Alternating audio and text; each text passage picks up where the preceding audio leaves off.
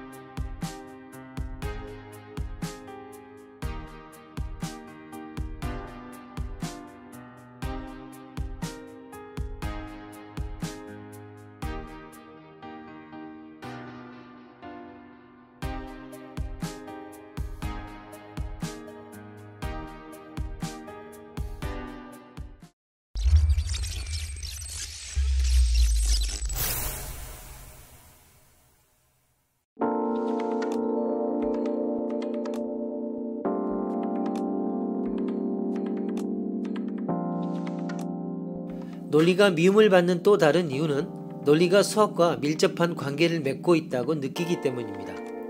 수학은 과학이나 논리학을 위해서는 필수 불가결한 언어이지만 수학은 대다수의 사람들이 습득하기 대단히 어렵습니다. 그래서 덩달아 싫어하게 된 것입니다.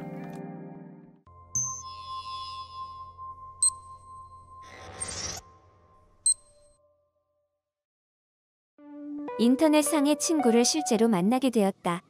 그 친구는 바둑과 경마가 취미라고 했다. 그런데 당신은 지인 네트워크가 꽤 넓어 몇 천만의 데이터를 가지고 있다. 이에 따르면 바둑을 취미로 가진 남자의 80% 이상은 키가 작고 안경을 쓴 마니아 같은 외모이다. 또 경마를 취미로 가진 남자의 80% 이상이 마른형으로 키가 크고 낙천가이다. 당신은 키가 큰 남자를 바라고 있지만 공교롭게도 바둑과 경마를 한꺼번에 취미로 가진 남자는 데이터의 모집단에 한 명도 없다. 그래서 다음 두 가지 추론을 해보았다. 추론 A. 전제 1. 바둑을 취미로 하는 남자의 80% 이상은 키가 작다. 전제 2. 그는 바둑을 취미로 한다. 결론. 그가 키가 작을 확률은 80% 이상이다. 추론 B. 전제 1. 경마를 취미로 하는 남자의 80% 이상은 키가 크다. 전제 2. 그는 경마를 취미로 한다. 결론. 그가 키가 클 확률은 80% 이상이다. 이로부터 그가 키가 클 확률은 80% 이상인 것과 동시에 20% 이하라고 하는 모순이 발생한다. 다음 중 어디에 문제가 있는 것일까? 1. 추론 A. B는 올바르지 않다. 2. 전제 1의 근거가 없다. 3. 두 개의 결론은 모순되지 않는다. 4. 그 외.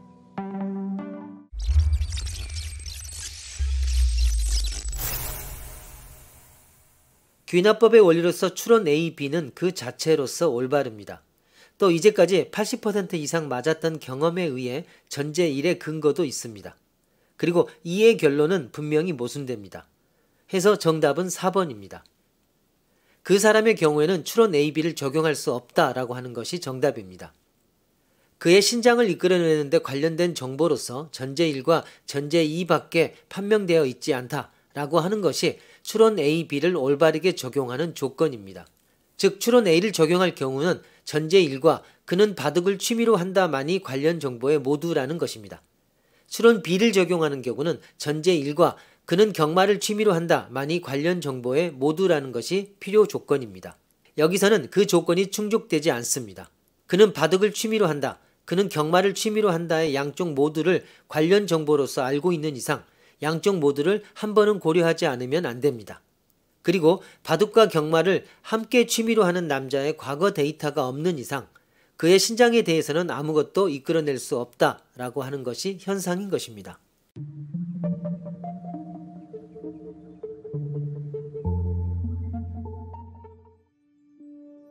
책을 많이 읽으면 매우 지친다. 그러므로 우리는 책을 읽어서는 안 된다. 위의 의견은 논리적인가?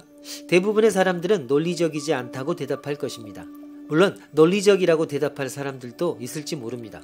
그러나 대부분의 사람들이 지치기 때문이라는 이유가 책을 읽어서는 안 된다는 결론을 지지하고 있지 않다고 생각할 것입니다. 다음 예를 살펴봅시다. 어두컴컴한 방에서 책을 많이 읽으면 매우 지친다. 그러므로 우리는 어두컴컴한 방에서 책을 읽어서는 안 된다. 이 의견은 논리적인가?